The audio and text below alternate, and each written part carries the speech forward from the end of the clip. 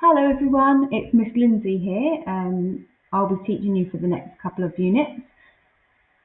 Today we're going to start on Unit 18 Vectors, and we'll do the first lesson, which will be about how do I use vector notation and how do I work out the magnitude of a vector. Now, before we start the lesson, I'd like you to have a go at these 5 questions, please. So the first 2 questions here will be essential skills that you need to know in order to be successful in this lesson. And then the following 3 questions are exam questions on the topics that you've been learning recently with Mrs. Stoll.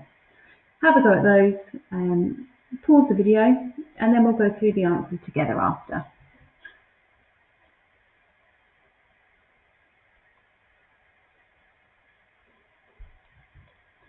Okay, so the first question is asking you to describe the translations using column vectors. Column vectors is something that we'll be using a lot in this lesson, and you should be familiar with them already. So we want the column vector to go from A to B. I'm going to pick a vertex here, and the corresponding vertex on shape B. And we're going to see that we're going across 1, 2, 3, 4, 5, 6 to the right. So on the top of that column vector is left or right, positive 6 if it's right, negative 6 if you were going left, and 1, 2 down. And that's negative 2 because it's down 2. If it was up, it would be positive 2. Part B, C to D. Again, I'm going to choose the vertex. I'm going to choose this one this time, but I want the corresponding vertex on D. 1, 2, 3, 4 to the right, and 1, 2 down. So again, positive 4 because we're going right, and negative 2 because we're going down. C, we're going to go from E to F. I'm going to choose a coordinate, choose a vertex, and choose a corresponding vertex on F. This time to go from E to F, I'm going left. 1, 2, 3. So because it's left, it's negative 3. And then I'm going down. 1, 2, 3, 4, 5. That's 5 squares down. Right, moving on to the next question, question 2. Here we want to find x, the missing length in the right angled triangle. And we have 2 other lengths given to us, so we're going to use Pythagoras. We're finding the hypotenuse, the longest length. So I'll do the square root of 4 squared plus 6 squared square rooted, which is the square root of 16 plus 36 square rooted, which is 40, root 52. Question says, give your answers in simplified third form. Now this is a third, it can be simplified. Root 4, root 13, 4 is the highest square number factor, and that's 2, root 13. Okay, question 3. This question's on algebraic proof. I think that was the last lesson that you did. Prove algebraically that the difference between the squares of any 2 consecutive integers is equal to the sum of these 2 integers. So integers are a whole number, n, and the consecutive, in other words, the number after that, would be n plus 1. Let's start with the easy part, the sum of those 2 integers, n plus 1. That would give me 2n plus 1. Now we want the difference between the squares of these 2 integers. Now, n squared is just n squared. N plus 1 squared would be n plus 1 times n plus 1, which is equal to n squared plus n plus 1, which is equal to n squared plus 2n plus 1. Now we want to find the difference of these 2 squares. So n squared plus 2n plus 1 minus n squared equals 2n plus 1. There we have it. We've shown or proved algebraically that the difference between the squares of the 2 consecutive integers is equal to the sum of those integers. Okay, moving on to the 4th question, which is simplifying an algebraic fraction. Always factorise where possible. So I'm going to start by writing out the question. And on the top here, we can take up the 3x. We're left with x plus 3. The denominator is a difference of 2 squares. So that's x plus 3 and x minus 3. Now we can see the common factor, x plus 3, cancel that out, which gives us our answer, 3x over x minus 3. Okay, and the final question, a little bit trickier, but we're simplifying an algebraic fraction which has division in. I'm not going to write out the question, but you can see here that it's a divide. We apply the same theory as we do when we are dividing numerical fractions. So I'm going to write 3x plus 6 over x minus 4. Instead of the divide, I'm going to write a multiply. And then I'm going to flip the second fraction. So x squared minus 4x over 2x squared plus 9x plus 10. Now we're going to have to factorise each of these individually, but I'm going to start with factorising this one here, because this is the most complicated one. It's a quadratic and there's a coefficient of x squared. So I would recommend using the AC method if this is the case. 2 times 10 is 20. We want a number that multiplies to make 20 and adds to make 9. So I can tell straight away that that's 4 and a 5.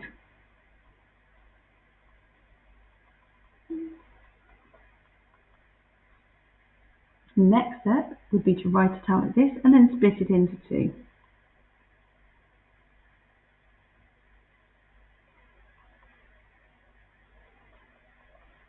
Then factorise the 2. And that tells us that if we factorise, we'd have 2x plus 5 and x plus 2.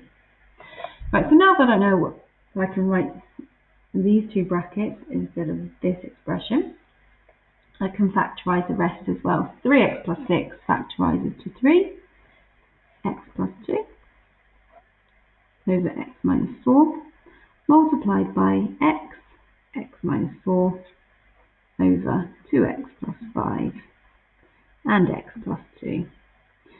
And when we multiply fractions, we can simplify up and down, or we can simplify diagonally. So looking here, I can cancel out the x minus 4, and this way diagonally I can cancel out the x plus 2. That leaves me with 3 times x, which is 3x, over 2x plus 5. Okay, well done if you managed to have a go at all of those questions. Let's move on to the main part of the lesson. So I don't think you guys would have learned about vectors before, which is quite exciting. You'd be learning something completely new. So let's start talking about what a vector is. It's a quantity that has a magnitude and a direction.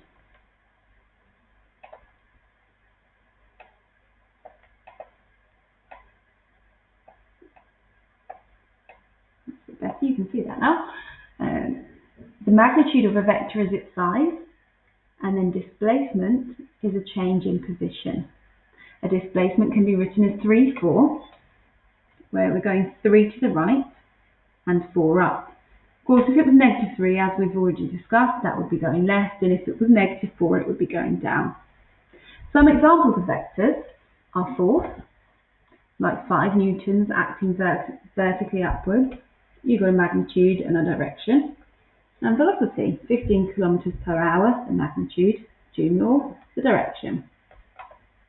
Just have a little think, maybe pause the video for a minute, think about which of these are vectors. Okay, time isn't a vector. Time has a magnitude. We can measure time. It doesn't have a direction. Velocity is a vector. It has magnitude and direction. Speed has magnitude but not direction. Force, as we've already said, is a vector. Temperature isn't a vector. We can measure it. It has a magnitude but it doesn't have a direction. Right. We're going to have a look at these examples now. You'll need some squared paper if you've got some. If not, try your best without. And we're going to label the following vectors. the vector 2, 7, 2. We start here, that means that we're going to go to the right 7, 1, 2, 3, 4, 5, 6, 7, and up to 1, 2.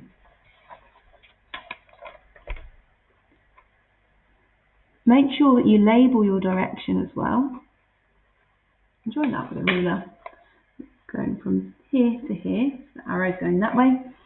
And you would normally label vectors with a bold A, but because we're doing it with our pen or pencil, we show that it's a vector by underlining the letter A. So for B, I'm going to do the vector. You can see here that that's going to go 3 to the right because it's positive, and 2 down because the bottom one is negative. So we'll start here, and then 1, 2, 3, 1, 2. Join those up with an arrow B underlined to show that we're labeling the vector. Okay, you guys have a go at these 5 questions. Pause the video before you start and we'll go through the answers together after.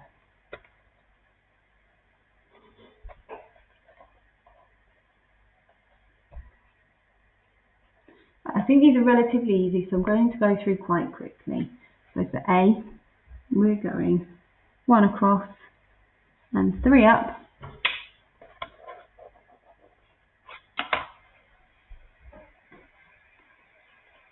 For B, we're going 3 to the right and 2 down.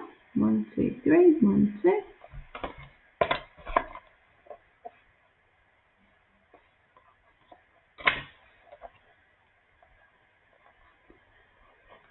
For C, we're going 4 to the left and 3 down. We'll start over here. 1, 2, 3, 4, 1, 2, 3. And remember, we went from here to here, so our direction is going to be different. We're going this way. D, 5 to the left and 4 up. We'll start here. 1, 2, 3, 4, 5, 1, 2, 3, 4.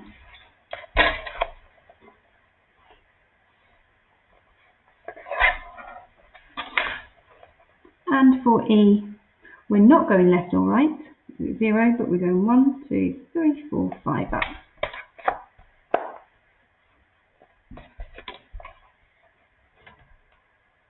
Okay, well done. Hopefully you got all of those correct. Moving on to a second example. So the displacement vector from A to B can be written as AB with the arrow going across the top there. Vectors are written as bold lowercase letters. When handwriting, we underline them, which we've already shown in the previous questions. Right, let's have a go at this example. I'm going to do it on the screen here because I've already got the grid drawn for me. Point A has coordinates 3, 5, 3 across, 5 up. Point B has coordinates 5, 1.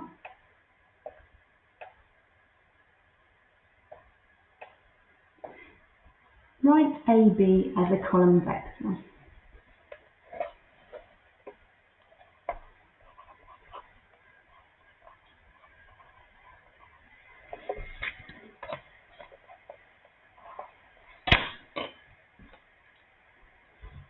Okay, so we can see that that's 1, 2 across and 4 down. So that's 2 minus 4. B, the point C is such that BC is negative 1, 2. So that's going to be 1 to the left and 2 up. 1 to the left, 1, 2 up. C is going to be here, isn't it? Whoops. Write down the coordinates of C. That's 4 across and 3 up. Notice the difference in how you write a coordinate to how you write a column vector. Right, you guys have a go at this one. Pause the video again, try the questions, and then we'll go through together.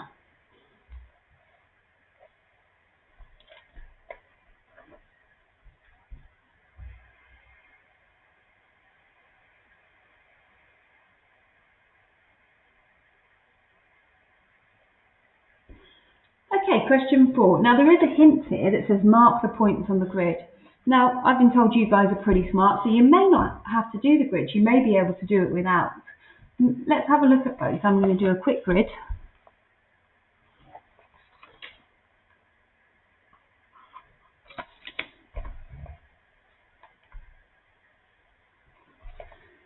So point A is 1, 2. Point B is 3, 4. And point C is 5, minus 1. Write the column vectors A, B. That's 2 across, 2 up, 2, 2. Or if you don't need a diagram, you can notice that the x-coordinate is 2 bigger and the y-coordinate is 2 bigger. So without using your diagrams, you might be able to tell that BC will be 2 because 5 is 2 bigger than 3, minus 5 because minus 1 is 5 smaller than 4. Let's just check with our diagram. 1, 2, 1, 2, 3, 4, 5. So 2 minus 5. And AC, again, you could probably do it without the diagram, but if you want to use the diagram, you also can. 1, 2, 3, 4 across, 1, 2, 3 down. 4 to the right, 3 down. We've pretty much answered that discussion part already. Equal vectors have the same magnitude and the same direction. Magnitude, another word for length, it's up to you. Magnitude is the correct technical term. Which of these vectors are equal? A and B are not equal. They're parallel and they have the same magnitude, but they're going in different directions because A is going up here and B, you can see the arrows pointing this way. These are totally different size, totally different magnitude from the others. D is parallel to A, and you can see from their arrows that they're going in the same direction. So for question 5, the answer is A and D. Okay, well done for keeping up so far. We're going on to our last example. There is a formula to work out the magnitude of vectors, but we're going to look at how to do it first, so we understand the formula, and then from there on, up to you, which way you want to do it. Okay, so the vector 4, 7. Start here, 1, 2, 3, 4. 1, 2, 3, 4, 5, 6, 7. Whoops.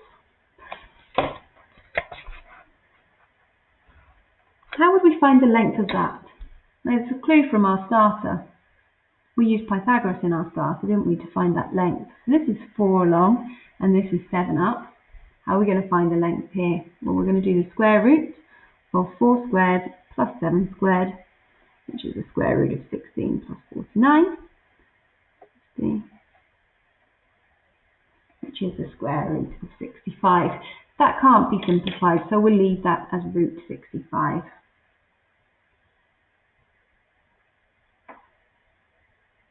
What do you think the formula is?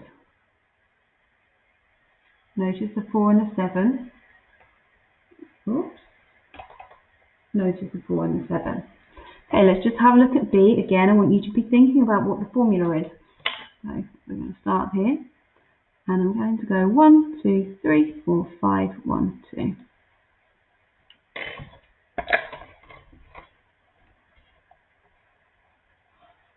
Get my vector. Notice that forms another right angle triangle. To find the length, we're going to do the square root of 5 squared plus negative 2 squared, which is 25 plus 4, which is root 29. I'm sure you've all guessed what the formula is. If the magnitude of the vector is x, y, its length is x squared plus y squared square rooted.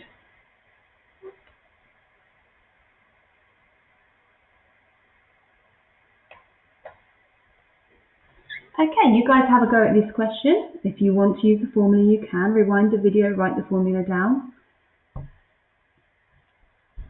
And pause the video and we'll have a go at the questions together. Sorry, I meant pause the video, you try them, and then we'll go through together.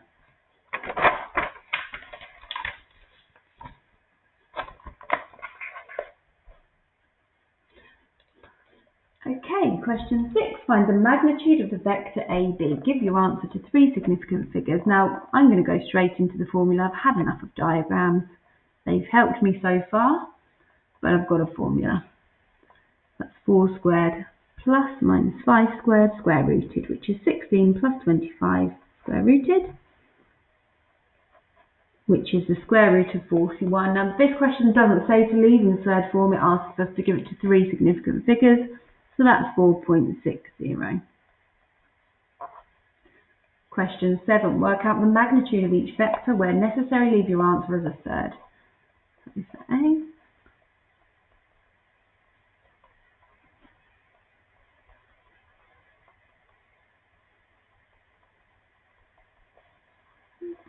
For B, that's the square root of -5 squared plus 12 squared.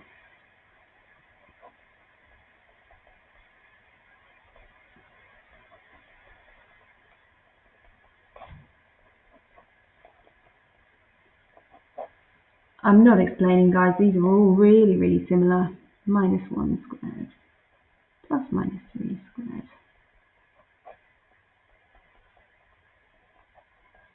Okay, that's a third. It's in its simplest form, so I'm going to leave that as root 10. For D, the square root of 8 squared plus 15 squared, which is the square root of 64 plus 225, which is the square root of 289, which is 17. And for E, the square root of 4 squared plus -6 squared,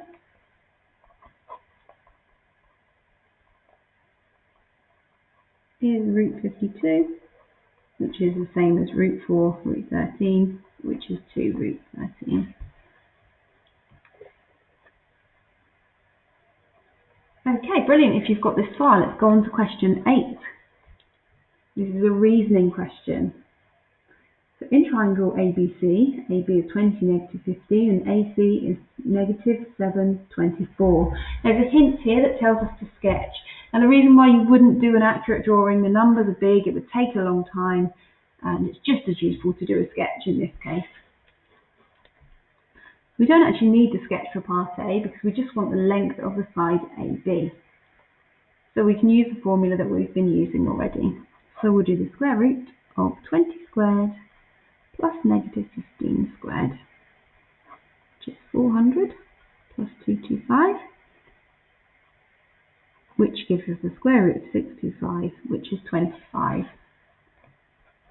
Now B, this is a show that part. I think I'm going to need my sketch here to show that the triangle is isosceles. Of course, we know that an isosceles triangle is a triangle with 2 sides the same length and 2 angles the same. Let's start by plotting A. Let's say A is here. AB is 20, -15. So let's say B is here, 20 across, 15 down. AC is -7, 24. So it's a -7 and 24. C is up there. Now our sketch tells us that if this is an isosceles triangle, then the 2 sides that are going to be equal are going to be these ones. But the sketch doesn't show that it's actually isosceles. So we need to do another calculation. We know the length AB is 25. Can we work out the length AC? Well, AC is equal to the square root of -7 squared plus 24 squared, which is 49 plus 576, which is the square root of 625, which is 25. So there we have it. These 2 lengths are the same, so we've shown that that's isosceles. Question 9, this is an exam style question. A is the point 34 and B is the point -30. Write AB as a column vector. If you want to, you can draw that if it helps.